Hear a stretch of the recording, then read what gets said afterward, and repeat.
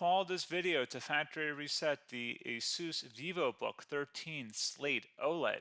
We will explain how to recover Windows, erase your files, and return the device to its original setup.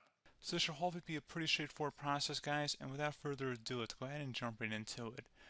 It's supposed to not delete your personal files. I strongly suggest that you create a backup of any important files or documents before you proceed, because even though it might say that it's going to save your personal files, there's no guarantees that it will, so just keep that in mind, and we're going to go ahead and jump right into it. So we're going to go ahead and start by right-clicking on the Windows Start menu, and we're going to select Settings. You want to select System, and then on the right side, scroll down until you get to Recovery. Reset Advanced Startup Previous Version of Windows. Go ahead and open that up. So we're going to start by going underneath Recovery Options, reset this PC.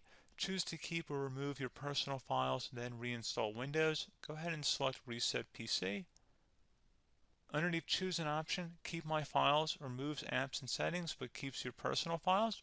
Now, like I said, there's no guarantee, but you still want to create a backup, but we are going to select that for today's tutorial here. And it's going to ask how would you like to reinstall Windows. I usually do a local reinstall, so that's what I'm going to select. And current settings is going to reinstall Windows from this device, and then we're going to select Next again. This shouldn't take too long here, guys. And resetting will change settings back to their default, keep personal files, reinstall Windows from this device, remove all apps and programs, and you can also view what apps will be removed. This will take some time and your PC will restart. These are the apps that will be removed, so take note of that. So you're definitely going to have to reinstall some stuff once it's done. So it looks like I accidentally closed out of there, so I'm just going to go back to exactly where we were.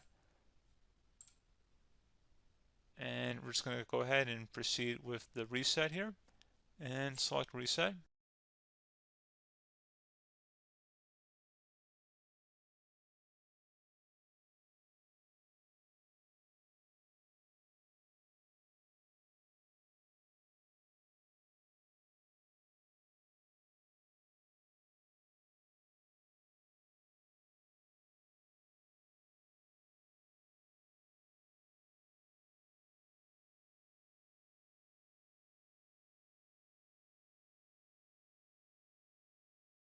And you can go ahead and install your applications, your programs, whatnot, create new user accounts, but Windows 11 has been reinstalled, a clean factory install.